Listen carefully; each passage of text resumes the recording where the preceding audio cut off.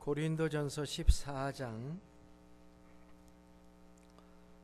26절로부터 그런즉 형제들아 어찌할까 너희가 모일 때에 각각 찬송시도 있으며 가르치는 말씀도 있으며 계시도 있으며 방언도 있으며 통역함도 있나니 모든 것을 덕을 세우기 위하여 하라. 만일 누가 방언으로 말하거든 두 사람이나 많아야 세 사람이 차례를 따라 하고 한 사람이 통역할 것이요 만일 통역하는 자가 없으면 교회에서는 잠잠하고 자기와 하나님께 말할 것이요 예언하는 자는 둘이나 셋이나 말하고 다른 이들은 분별할 것이며 만일 곁에 앉아 있는 다른 이에게 계시가 있으면 먼저 하던 자는 잠잠할지니라. 너희는 다 모든 사람으로 배우게 하고 모든 사람으로 권면을 받게 하기 위하여 하나씩 하나씩 예언할 수 있느니라. 예언하는 자들의 영은 예언하는 자들에게 제재를 받나니 하나님은 무질서의 하나님이 아니시요 오직 화평의 하나님이시니라. 모든 성도가 교회 상과 같이 여자는 교회에서 잠잠하라.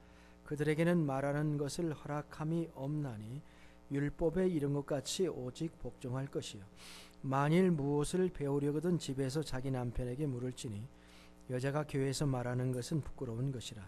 하나님의 말씀이 너희로부터 난 것이냐 또는 너희에게만 임한 것이냐. 만일 누구든지 자기를 선지자나 혹은 신령한 자로 생각하거든 내가 너희에게 편지하는 이 글이 주의 명령인 줄 알라. 만일 누구든지 알지 못하면 그는 알지 못한 자니라. 그런즉 내 사랑하는 형제들아 예언하기를 사모하며 방언하기를 금하지 말라. 모든 것을 품위 있게 하고 질서 있게 하라. 아멘.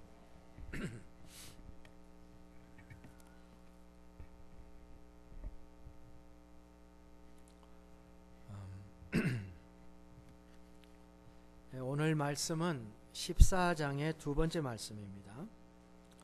이 말씀은 우리가 읽은 대로 계속해서 은사에 대한 이야기를 하고 있습니다. 은사 이야기지만 은사 자체에 국한하지 않고 공적인 예배와 연결하여 말씀을 하고 있습니다. 그리고 이미 읽었지만 오늘의 말씀에는 여인들이 듣기 싫어하는 말씀도 있습니다. 그리고 오늘의 말씀의 요약은 마지막 절인 40절에 나와 있는데요. 이 말씀입니다. 모든 것을 품위 있게 하고 질서 있게 하라 하는 말씀이죠. 한번 따라서 해볼까요? 모든 것을 품위 있게 하고 질서 있게 하라. 오늘 이 본문의 말씀을 통해서 전체적으로 주시는 몇 가지 메시지를 함께 나누려고 합니다. 첫 번째 것은 교회 안에 이 오늘 본문의 메시지는 교회 안에 다양한 은사가 나타나게 하라는 말입니다. 사도는 질문하고 있습니다. 26절에서 이렇게 말하죠. 그런즉 형제들아 어찌할까 하고 질문을 하고 있어요. 사도 바울은 글을 쓰면서 자기 말만 하지 않고 가끔 이렇게 질문도 하거든요. 그렇다고 한다면 형제들아 어찌할까? 방언의 은사나 예언의 은사를 비교해서 얘기한 다음에 질문한 거죠. 방언이 자신을 위한 것이고 예언이 교회를 위한 것이라면 그러면 어찌해야 하겠냐는 질문일 수도 있습니다. 근데 답은 예상외로 예상을 좀 빗나갑니다. 앞에서 얘기를 할 때 그 예언을 굉장히 강조했잖아요. 그러니까 방언을 금하고 예언만 해라 하는 쪽으로 나갈 것 같은데 그렇게 하지를 않습니다. 바울 스스로 질문을 한 다음에 대답을 내리는데 핵심은 뭐냐면 나타난 모든 은사들을 질서 있게 사용해라. 그런 내용이에요. 그것도 예배 시간에 혼자가 아니라. 사도는 여기서 몇 가지 은사의 예를 들죠. 찬송시, 우리가 부르는 찬송은 찬송시가 맞죠, 그죠? 시로 쓴 거를 찬양으로 부르고 있는 찬송시, 시편일 수도 있습니다. 가르치는 말씀, 계시, 방언 통역, 예언, 이런 은사들을 지금 언급하고 있습니다. 아마 고린도 교회에 나타나는 모든 은사들을 망라하고 있다라고 말해도 될 거예요. 그러면서 그런 것을 금지하는 것이 아니라 교회 안에서, 교회의 모임에서 활용되기를 원한다고 대답하고 있는 겁니다. 이 점이 특이한 것입니다. 사도는 은사를 개인의 유익만을 위해서 사용하기를 원하는 것에 그치지 않고 교회 공적 모임에서 그것이 사용되기를 원하였다는 것입니다. 그는 은사를 장려하고 있습니다. 마치 우리가 지난 주일에 24절 25절에서 다 예언을 하면 믿지 아니하는 자들이나 알지 못하는 자들이 들어와서 모든 사람에게 책망을 들으며 모든 사람에게 판단을 받고 그 마음에 숨은 일이 드러나기 때문에 엎드려서 하나님을 경배하며 하나님이 참으로 너희 가운데 계시다 라고 전파리라고 한 말과 같은 그런 분위기예요. 이 말씀은 믿지 않았던 불신자들이 교회에 와서 변화하는 그런 모습들을 우리에게 말씀하고, 이것이 하나님이 은사들을 성도에게 나누어 주시는 최종 목적일 수도 있다고 생각합니다. 그런데 솔직하게 현대교회를 비판해보자고 하면은, 현대교회는 은사의 부작용 때문에 은사가 부정되는 분위기가 있다, 이렇게 말할 수가 있습니다.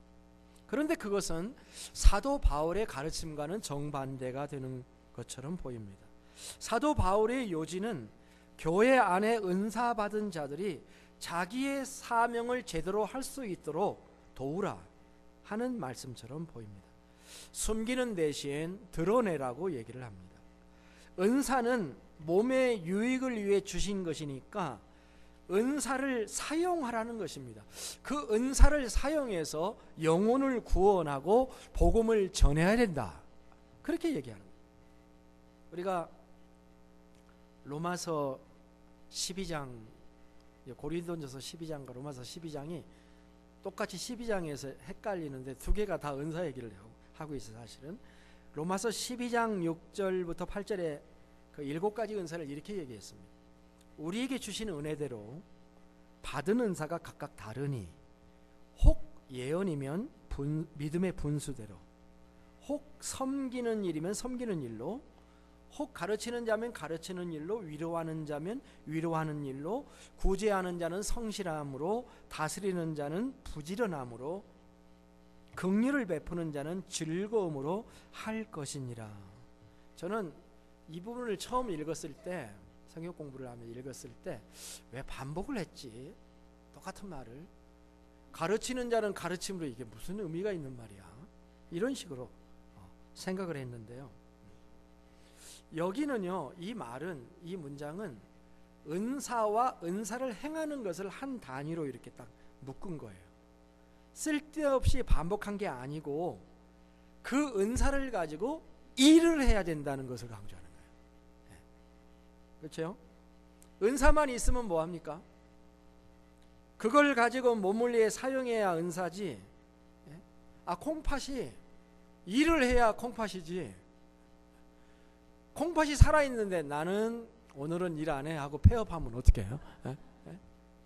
그러면 그게 무슨 은사예요? 나는 이런 은사를 받았네 하고 자랑만 하면 그거 무엇에다 갖다 쓰느냐 이거예요.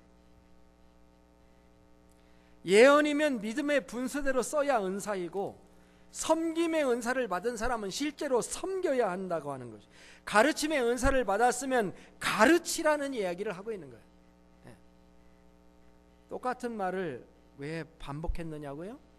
실제로 그것을 행해야 된다는 것을 설명하고 있는 거예요. 이 말씀의 뒷부분은 그렇게 되어 있잖아요. 어떤 은사는 그것을 행하는 일에 도움이 되주는 설명을 해요. 단순히 반복하라고만 하지 않고, 예를 들면 구제하는 자는 성실함이 있어야 된다. 성실하게 구제해야 되지. 예를 들면 가난한 사람이 굶어 죽게 생겼으면 구제를 해야 되는데 성실하게 구제 안 하면 어떻게 해요? 지난주에는 구제했는데 이번 주에는 안 찾아갔어요. 그 다음 주에 가보니까 굶어 죽었어. 그러면 어떻게 돼요? 구제하는 자는 성실함으로 해요. 성실함. 다스리는 자는 부지런해야 돼요. 다스리는 자는요, 부지런해야 된다 그랬어요. 남보다 일찍 와야 돼요. 머리 더 써야 돼요. 다스리는 자는 부지런해야 되고요. 이 게으른 리더가 있으면 이거 참 문제예요. 긍휼을 베푸는 자는 기쁨으로 해야 된다라고 부언을 하고 있잖아요. 해야 돼요. 그런데 더 잘해야 된다라고 하는 얘기를 지금 하고 있는 거잖아요. 이런 이야기는 실제로 해본 사람이, 경험해 본 사람이 아는 얘기예요. 그런 지혜에 속한 말들인 것입니다. 그러니까 중간 정리를 한번 해보자면 이런 거예요. 각자의 은사를 가지고 열심히 일해보라는 거예요. 열심히 일해보라. 저는 지난 시간에 사도가 말한 것처럼 3절에서 예언의 은사를 굉장히 높이지 않고 굉장히 일반화시킨 것에 대해서 저는 상당한 감동을 받습니다. 뭐 아는 사람들이 예언의 은사를 그건 특별한 사람들만 받는 것이라고 하는 생각을 깨트렸습니다. 예언의 은사를 교회의 덕을 세우고 권면하고 위로하는 그런 것으로 설명을 했어요. 누구나 성령에 민감하고 하나님께 자신을 드리고 교회를 귀하게 여기는 사람들이 할 수 있는 일이 아닌가요? 어쩌면 주님을 사랑하는 일꾼들이 이미 하고 있는 일이죠. 말씀으로 섬겨보려고 하는 사람들이 이미 경험하는 영역들입니다. NIV 영어 성경으로 얘기하자면 strengthening, encouragement, comfort, 이런 것들, 이렇게 하는 자가 예언의 은사를 받은 자라고 얘기를 하고 있습니다. 우리 목자들이 하고 있는 거 아닌가요? 목자적인 마음을 가지고 있는 성도들이 하는 일이 아니겠습니까? 사실 우리가 복음을 전할 때 그 복음 속에는 예언이 담겨져 있다는 말을 지난 주일 제가 했습니다. 우리가 복음을 전하면 그 복음을 듣고 받는 자에게 우리는 전도자가 될 뿐만 아니라 예언자가 되는 것이라는 사실을 우리는 생각해야 할 것입니다. 저는 그렇게 믿습니다. 교회 안에는 다양한 은사가 나타나야 하고 그것이 사용되어야 한다. 이게 첫 번째 메시지. 두 번째는 은사를 사용함에 있어서 절제의 필요성에 관한 말씀입니다. 은사 사용의 두 번째 원리는 절제와 조화입니다. 사도는 복수의 은사 사역을 말하고 있습니다. 그는 혼자 사역을 하는 것에 대해서 얘기하지 않습니다. 복수를 썼다는 거예요. 오늘 말씀을 잘 보면 사도가 은사를 사용할 때, 교회 안에서 은사를 사용할 때의 구체적인 방법을 어떻게 말했는가를 볼 수가 있습니다. 그는 통역이 있을 때 방언을 하라 이렇게 말을 했는데요. 통역이 있는 방언을 할 때에도 두 사람이나 많아야 세 사람이라고 제안을 했습니다. 27절에 그렇게 되어 있죠. 29절에 보면 둘이나 셋, 31절에는 하나씩 이런 표현이 용어를 썼습니다. 이건 질서를 이야기하고 있는 거예요. 너무 무질서하고 혼란스러운 그 예배를 원하지 않는다는 말입니다. 사도가 무질서를 싫어하고 있으며 공적인 모임에서의 은사 사용은 매우 질서 있고 조화가 있어야 된다는 것을 가르쳐주고 있는 거죠. 사도가 생각하는 예배는 질서 있는 예배입니다. 서로 존중하고 조화를 이루는 예배. 33절에 이렇게 말했습니다. 32절 33절에서 예언하는 자들의 영은 예언하는 자들에게 제재를 받나니 하나님은 무질서의 하나님이 아니시오 오직 화평의 하나님이시니라. 이렇게 말씀했습니다. 사도는 이 구절에서 하나님을 두 가지로 소개하고 있는데, 첫째는 하나님은 질서의 하나님이시고 두 번째 하나님은 화평의 하나님이시다. 우리가 창세기를 읽어보면요, 질서의 하나님이시라고 하는 것을 찬양하지 않을 수가 없어요. 엿새 동안 하나님께서 천지 창조를 하실 때에 만일 그 질서가, 창조의 순서가 뒤바뀌었다면 인간은 생존할 수가 없었어요. 넷째 날에 해와 달과 별을 만드셨는데 인간을 첫째 날에 만들어 놓으면 어떻게 합니까? 그럼 뭐 어떻게 살아요? 어떻게? 살 수가 없어요. 질서의 하나님이, 하나님은 예수 그리스도를 이 땅에 구세주로 보낼 때에도 갈라디아 4장 4절에 의하면 때가 참에 정확한 타이밍에 아들 예수를 이 세상에 보내셨다라고 말합니다. 질서를 강조하는 이 말씀은 역으로 생각하면 고린도 교회 안에 나타난 은사로 인해서 무질서와 혼란이 있었다라고 하는 것을 보여주는 말씀입니다. 은사 받은 사람끼리 충돌을 해요. 이 두 사람이 예언을 하는데 서로 다른 예언을 해요. 예를 들자면, 그러면 듣는 사람이 얼마나 혼란스럽겠습니까? 당시 고린도 교회는 담임 목사도 없었고 뛰어난 지도자도 없는 상태에서 은사 받은 사람끼리 서로 충돌하고 모일 때마다 혼란스럽다고 하면은 교회가 어떻게 되겠어요? 교회를 사랑하는 사람들이 그 사명을 수행하기가 어려웠을 겁니다. 어떤 사람은 네 건 가짜고 내 것이 진짜야 라고 주장할 수도 있고, 또 은사를 받지 못한 사람은 소외당해가지고 저 사람은 믿음이 부족한 사람이라고 치부를 당한다면 정말 교회가 혼란스러웠을 것입니다. 사도는 36절에서 38절에 이렇게 이야기를 해요. 하나님의 말씀이 너희로부터 난 것이냐, 또는 너희에게만 임한 것이냐. 만일 누구든지 자기를 선지자나 혹은 신령한 자로 생각하거든 내가 너희에게 편지하는 이 글이 주의 명령인 줄 알라. 클래스가 다르다는 거죠. 사도 바울 클래스가 훨씬 높기 때문에 이 글이 주의 명령인 줄 알아라. 만일 누구든지 알지 못하면 그는 알지 못한 자니라. 자기만 은사 받았다는 교만을 버리라는 거죠. 은사를 주신 하나님은 나에게만 주시는 게 아니라 다른 사람에게도 은사를 주시는 하나님인 것을 알고 함께 일해라. 그렇게 말씀한 것입니다. 자, 여기서 사도는 그것을 다른 말로 표현하면 이 말입니다. 잠잠할 줄 알아야 된다. 잠잠하라 하는 말을 하고 있습니다. 많은 사람은 잠잠하라는 말을 하면 반응하죠. 34절에 여자는 교회에서 잠잠하라는 말씀에 매우 주목하고 특별히 여성들이 예민한 반응을 보이기도 합니다. 남자들은 슬며시 미소를 지을 수가 있겠습니다. 그런데 본문을 보면 잠잠하라는 말씀에 대한 몇 가지를 주목해야 할 점이 있다는 사실을 발견할 수가 있게 됩니다.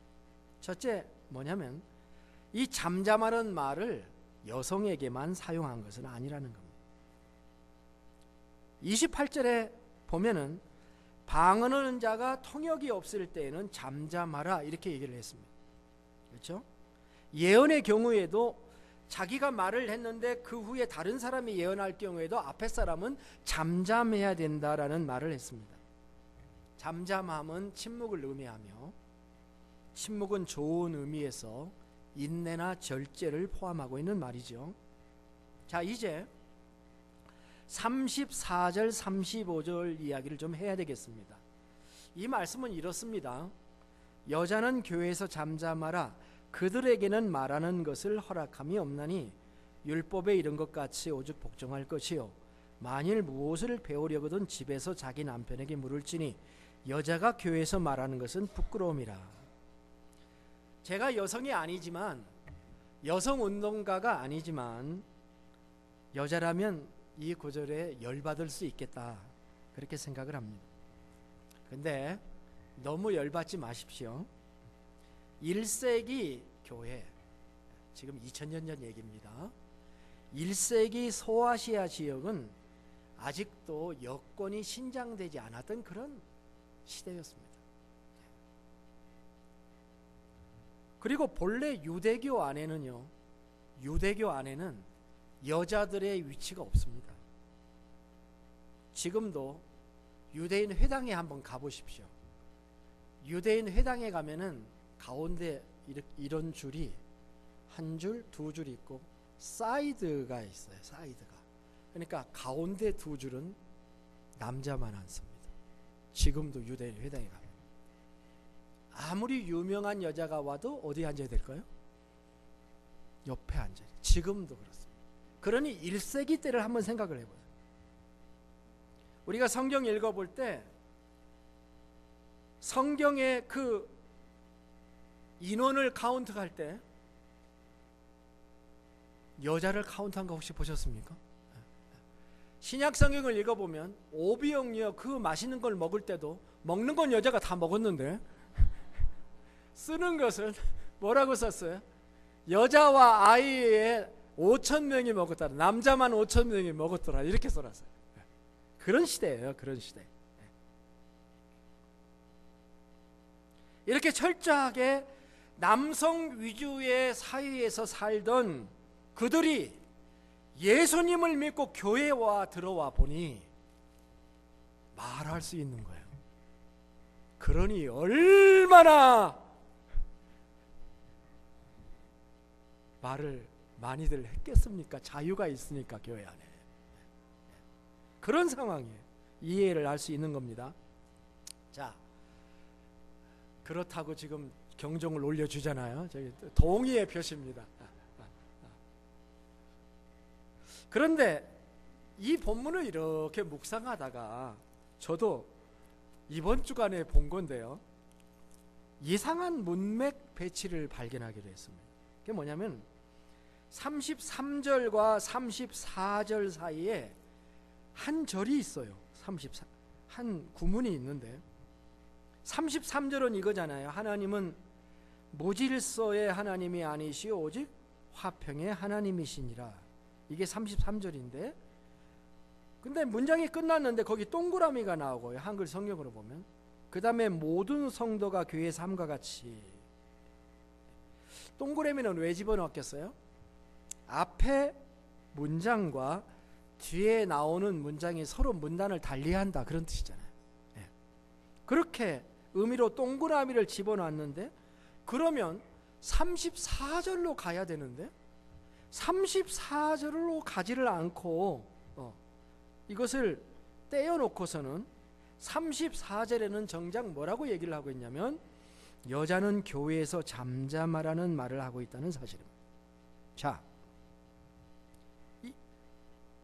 그런데 그러면 그 구문이 뭐예요? 그 구절의 내용은 이겁니다. 모든 성도가 교회에서 함과 같이 라는 말이 그 속에 들어있어요. 이건 이쪽에도 가지도 않고 저쪽에도 가지 않고 있는 겁니다. 저는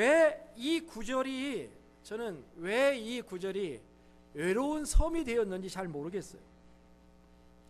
근데 만일 이 구절을 외로운 섬으로 만들어 놓지 않고 34절로 보내서 붙여서 읽어보면 그 의미는 놀랍게 달라지게 됩니다. 연결하면 이렇습니다. 모든 성도가 교회에서 함과 같이 여자는 교회에서 잠잠하라 하는 말이다. 이 말의 의미가 무엇인가요? 교회에서 잠잠해야 될 것은 여자뿐만 아니라 모든 성도들이다 라고 이야기하는 것일 수도 있다는 것입니다. 제 요점은 이겁니다. 우리는 남자든 여자든 교회에서 잠잠할 줄 알아야 한다는 것입니다. 잠잠함의 의미는 입을 완전히 닫아라는 그런 완전한 침묵을 의미하지는 않습니다.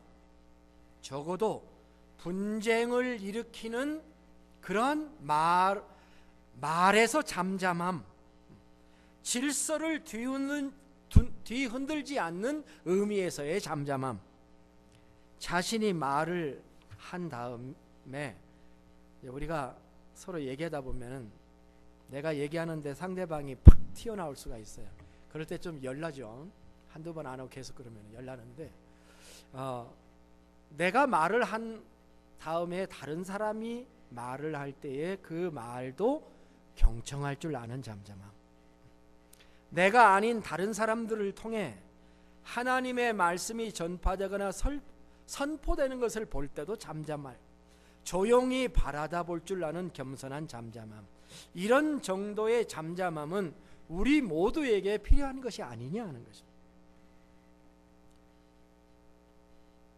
스바냐서 3장 17절이 떠오르더라고요. 우리가 잘 알고 있는 구절이죠. 너의 하나님 여호와가 너희 가운데 계시니 그는 구원을 베푸실 전능자시라. 그가 너로 말미암아 기쁨을 이기지 못하시며 너를 잠잠히 사랑하시며 너로 말미암아 즐거이 부르며 기뻐하시리라 하니라. 잠잠히 사랑하시는 하나님에 대한 묘사입니다.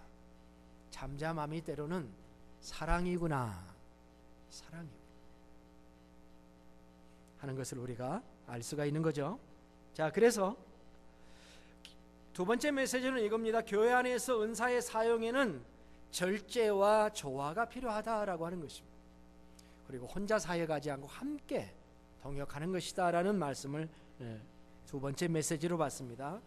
그리고 세 번째는 이것입니다. 우리의 예배가 영감이 있고 역동적인 예배가 되어야 된다라고. 역동적인을 뭐라고 영어 번역했는지 잘 모르겠는데 다이나믹이라고 저는 생각을 해봤습니다. 다이나믹해야 돼요. 사도는 다양한 은사를 막지 않았습니다. 오늘 본문의 마지막 두 구절이 39절 40절인데 그런즉 내 형제들아 예언하기를 사모하며 방언 말하기를 금하지 말라. 모든 것을 품위 있게 하고 질서 있게 하라. 저는 신비주의자나 은사주의자가 아닙니다. 왜 아니냐면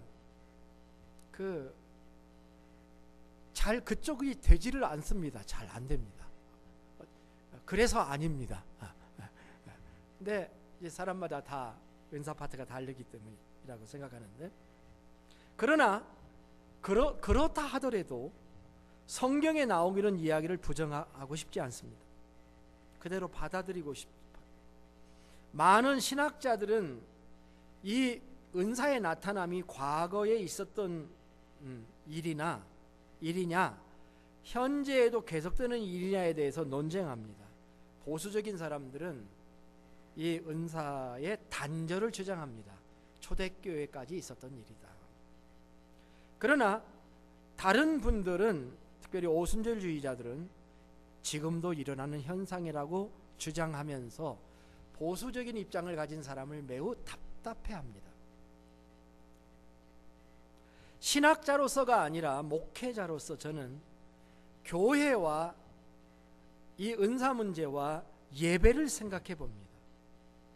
왜냐하면 바울이 이 문제를 개인의 문제로 개별적으로 추구해야 될 개인의 문제로 말하지 않고 다루지 않고 공적인 예배, 공중 예배, 우리가 주일날 드리는 예배와 같은 이런 공중 예배 문제로 다루었기 때문입니다.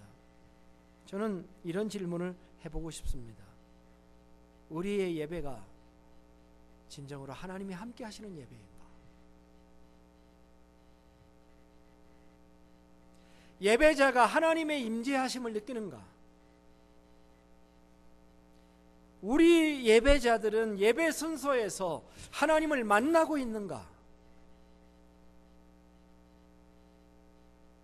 우리의 예배는 순서대로 그냥 넘어가는 그런 형식적인 예배를 혹시 드리고 있지 않는가?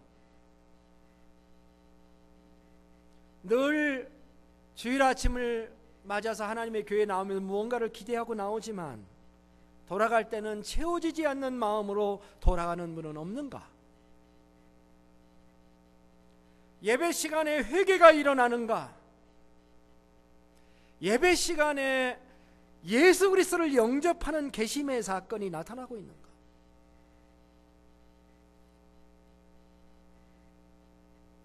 이런 질문을 늘 합니다. 나의 은사의 남용으로, 남용이라는 것은 너무 써가지고 오버도스, 내 은사의 남용으로 다른 사람을 상처 입히는 것은 없는가? 잠잠해야 될 때 말하고 말해야 될 때 침묵함으로 상처를 치료하기보다는 더 악화가 되게 하지는 않는가? 염려하며 기도하는 마음으로 때로는 주의를 맞이합니다.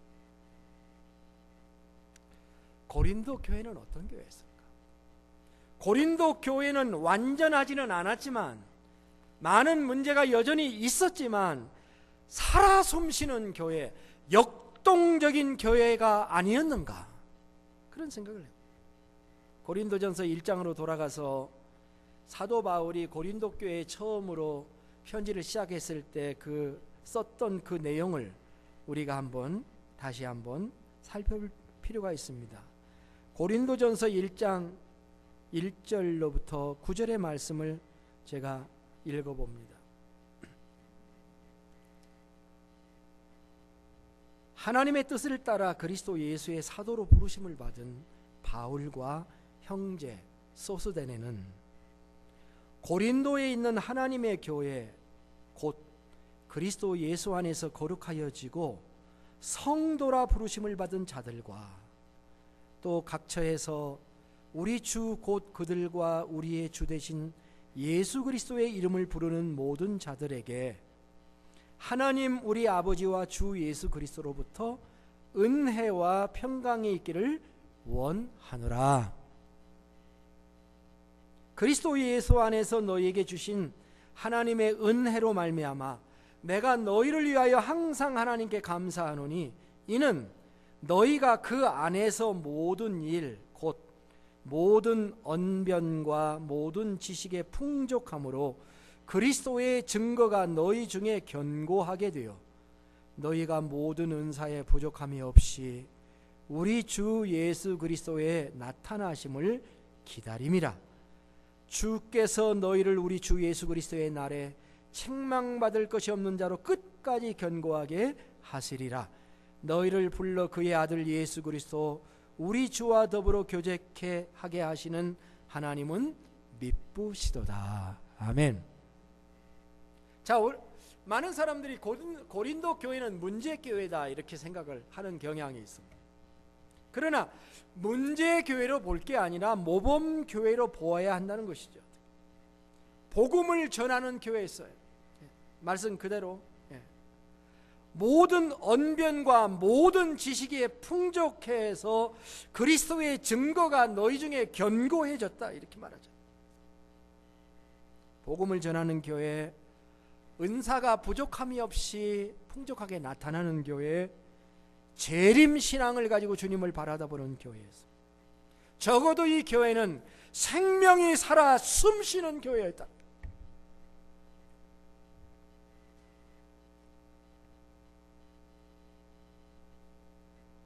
오늘의 메시지는 이겁니다. 적용은 이거예요. 우리가 우리 교회의 예배를 생명이 역사하고 살아 숨쉬는 그런 교회로 만들어야 된다라는 거예요. 그런 교회가 되어야 된다라고 하는 얘기를 지금 하려고 하는 거예요.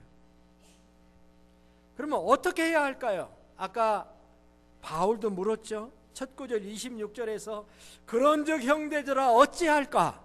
어찌할까?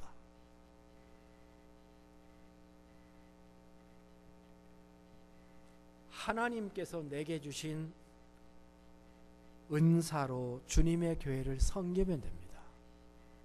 그렇죠? 거기부터 시작을 해야 돼요.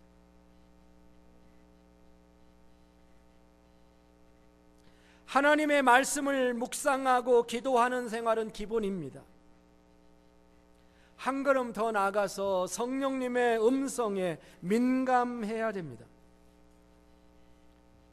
성령이 하나님의 말씀을 통해 우리에게 말씀을 주시고 그 말씀을 믿지 않는 자들에게 전하는 예언을 해야 하는 것입니다. 영혼을 구원하려고 애쓴 사람의 주일 예배와 한 주간 동안 아무것도 하지 않고 온 사람의 주일 예배가 같을 수가 없어요.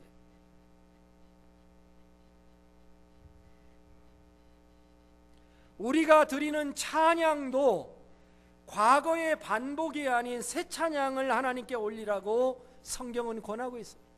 새 찬양. 새 찬양이 어떻게 나옵니까?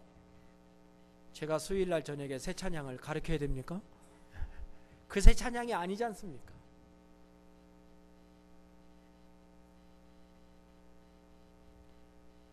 뻔한 예배를 드리지 않기 위해서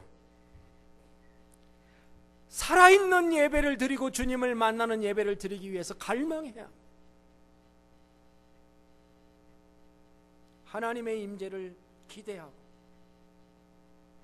하나님이 뭔가 내게 말씀해 주실 때에 그 말씀을 딱 붙잡고 순종해야 합니다. 때로는 자신을 쳐서 복종시켜요. 살아있는 예배 드리게 하소서. 내가 예배에서 죽으면 소망이 없습니다. 어디에서? 살아있는 예배가 되기 위해서 기도하십시다. 간증이 살아있어야 됩니다. 간증이 살아있어요. 왜 우리는 주일날 간증할 사람이 그렇게 없나요? 없는 게 아니라 안 하는 건가요? 찬양이 살아있고 기도가 살아있어야 합니다. 영혼을 하나님 앞으로 이끄는 예언이 매주 가정과 직장에서 일어나기를 원합니다. 옛날 개역성경의 이 마지막 절이요, 모든 것을 적당하게 하고 질서 있게 하라 이렇게 되어 있었는데, 그래서 제 설교 제목도 그랬었는데 개정개혁을 가지고 하다 보니까 바뀌었더라고요. 모든 것을 적당하게 하고를 모든 것을 품위 있게 하라고 바꿔놨더라고요. 상당히 품위가 있어졌더라고요. 품위가 있어. 모든 것을 품위 있게 아름답게. 참 이 말이 아름답습니다.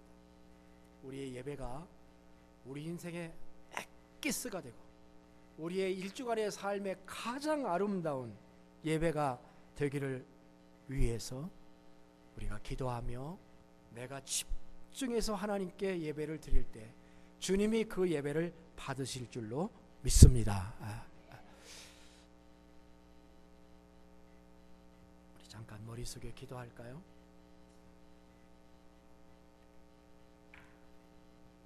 여러분의 예배는 어떻습니까? 하나님, 나의 예배가, 우리 교회의 예배가 생명력 있는 교회, 생명력 있는 예배가 되도록 해주세요 하고 우리가 기도해야 되겠습니다. 고린도 교회처럼 하나님의 역사가 나타나게 해주시고 각자가 받은 은사를 가지고 주님의 교회를 유익하게 하는 자들이 되게 하여 주시옵소서. 함께 일할 줄 알게 하시고 침묵할 줄 알게 하시고 잠잠할 줄 알게 해 주시옵소서. 모두가 품위 있고 질서 있는 예배자들이 되게 해 주시기를 기도합니다. 우리 함께 기도하겠습니다. 조용한 목소리로. 우리가 사모할 때 주님이 응답하십니다.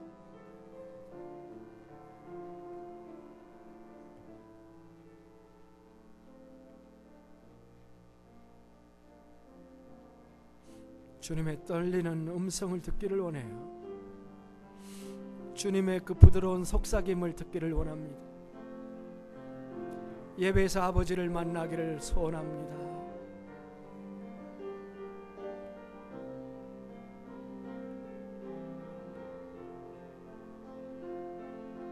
주님, 우리의 몸을 축복하시고 하나님의 영광이 가득 차게 하시고 이전을 주께서 덮으시며 주의 거룩한 성소로, 거룩한 지성소에서 우리가 모두 주님을 배웠고 치유와 용서와 사랑과 은혜가 역사와 영광이 일어나 구원이 일어나는 아름다운 예배 되도록 하나님 우리를 축복해 주시옵소서.